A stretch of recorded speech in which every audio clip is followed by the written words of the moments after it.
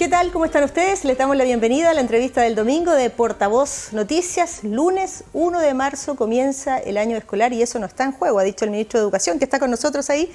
Raúl Figueroa está en pantalla. Gusto saludarlo, ministro, bienvenido y gracias por conversar con los canales regionales de nuestro país. Muchas gracias, Scarlett, por la oportunidad. Es muy importante poder transmitir frente a un evento tan relevante como dar inicio al año escolar, sobre todo este año, poder despejar dudas para todas las regiones. Así que muchas gracias por la oportunidad. Bueno, ministro, lo primero que yo decía, replicaba sus palabras, ¿no? No está en juego el comienzo del año escolar. Ahora, la modalidad es lo que tendrán que decidir los padres y apoderados. 3,5 millones de estudiantes vuelven a clases y yo creo que es muy importante para los papás, mamás, los apoderados que nos están viendo, las familias, saber qué porcentaje de los profesores a estas alturas y los trabajadores de la educación ya tienen por lo menos la primera dosis de la vacuna contra este COVID-19.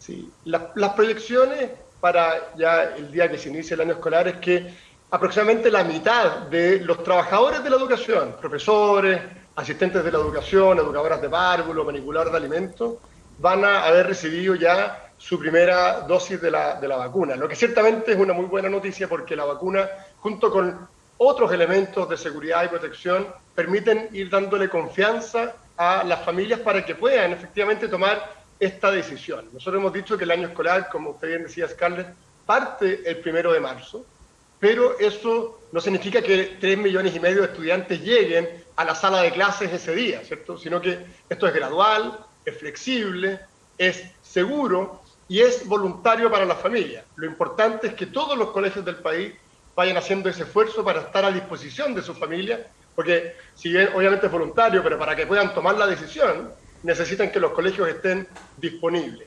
Y creo que hemos avanzado bien como país en esto.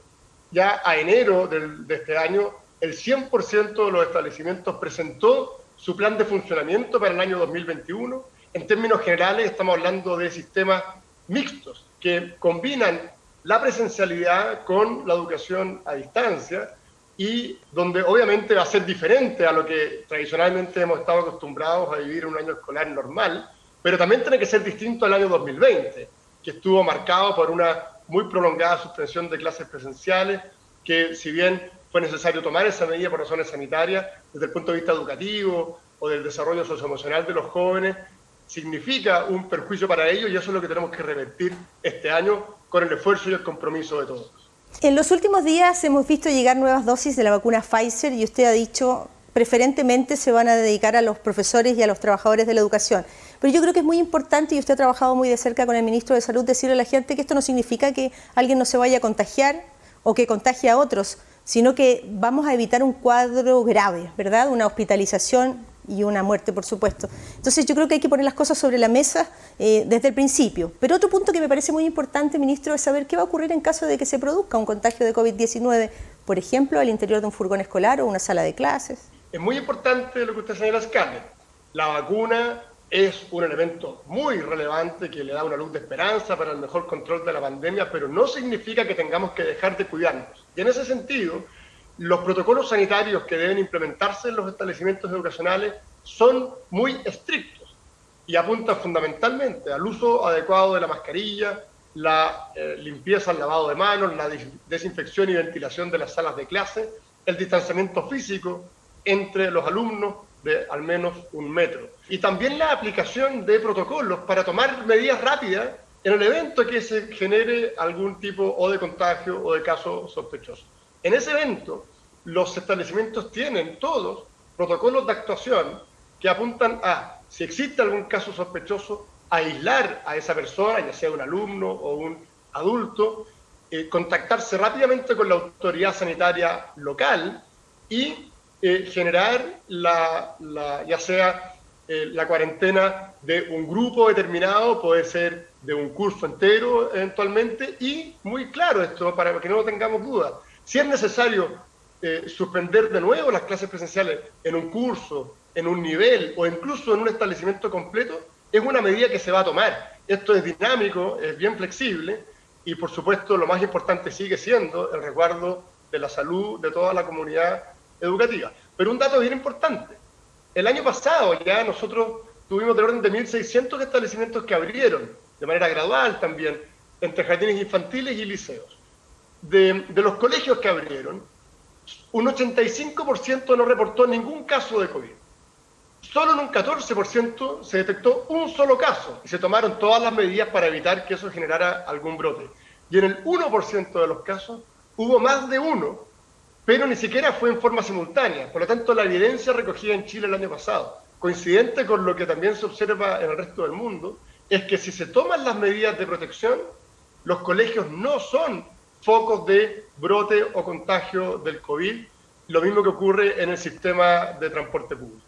Bien sabemos en las regiones que la realidad de nuestro país es muy diversa, que hay escuelas rurales que son muy chiquititas, que tienen poco espacio, en algunos lugares no hay acceso al agua potable, por ejemplo, en algunos lugares no hay acceso a internet, hemos visto estudiantes arriba de un techo tratando de buscar una conexión. Chile es muy, muy diverso. Y yo me imagino que esos datos están en cuenta, ¿no? Están ahí sobre la mesa en el Ministerio de Educación.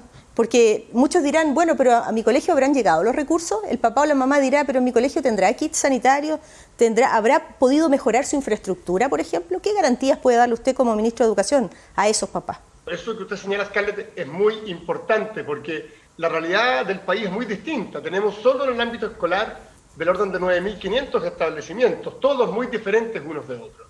Y en ese sentido, varias cosas que son importantes. Primero, el Ministerio de Salud estableció protocolos que establecen mínimos exigentes que todos los colegios deben cumplir. Y en eso no hay ninguna duda. La manera en que se adecúan a esos protocolos depende de las características de cada colegio. Usted bien señalaba, por ejemplo, una escuela rural más pequeña se organiza de una manera distinta que un liceo grande con 2.000 alumnos. Los cambios que tiene que hacer son diferentes. Y en ese sentido, más que imponer una única manera de cumplir los protocolos, hemos dado flexibilidad y también fiscalizaremos que así se cumpla para que cada colegio pueda efectivamente adecuarse a esas exigencias. Junto con eso, le entregamos recursos, tanto materiales como también económicos, para que puedan cumplir y mejorar su adaptación a los protocolos sanitarios.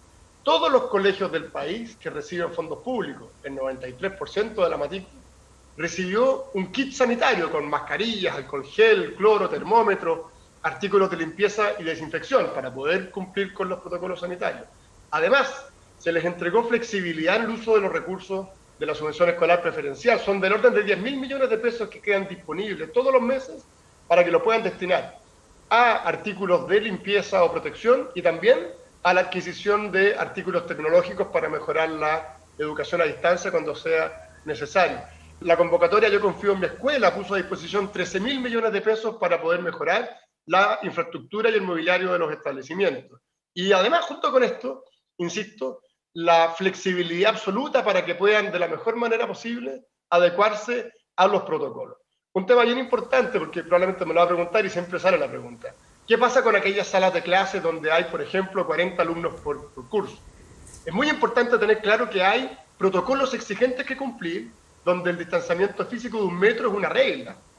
Y por lo tanto, mientras tengamos que cumplir estas exigencias, no vamos a encontrar salas con 45 alumnos porque los colegios tuvieron que adecuarlas. Y es por eso que en muchos casos se separaron las jornadas o incluso se hacen turnos de días. Un grupo va un día, un grupo, el resto del curso va al día siguiente, para poder adecuarse a las reglas sanitarias y cumplir así con los protocolos. Por supuesto, esto es una tarea de todos. Los papás también tenemos que contribuir a que se puedan ir cumpliendo estas exigencias. Desde luego. Vamos a hacer la primera pausa junto al ministro de Educación, pero vamos a conversar al regreso. Una de las condiciones que ponía el Colegio de Profesores para la vuelta a clases era la cobertura en el seguro escolar del COVID-19. ¿El gobierno accedió a entregar cobertura a quienes se contagien en el colegio? Pausa y regresamos de inmediato. No se vayan.